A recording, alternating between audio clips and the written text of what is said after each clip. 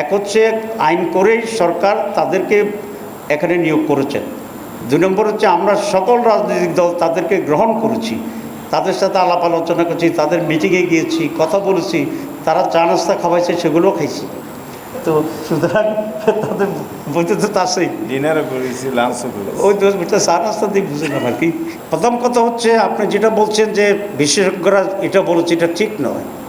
বিশেষজ্ঞরা দিন রাত রাত দিন এরকম বহু মিটিং করেছে।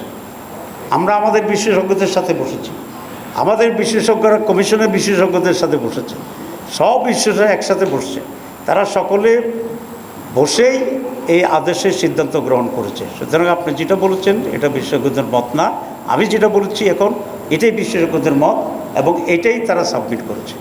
2 নম্বর কথা হচ্ছে যে আমরা এগুলো আদায় করতে পারি, এটা পারবো কিনা। আমরা পারিনি, কে বলছে? নির্বাচন কি হয়েছে? আমরা কি করতে পারবো না পারবো, wait up to the election.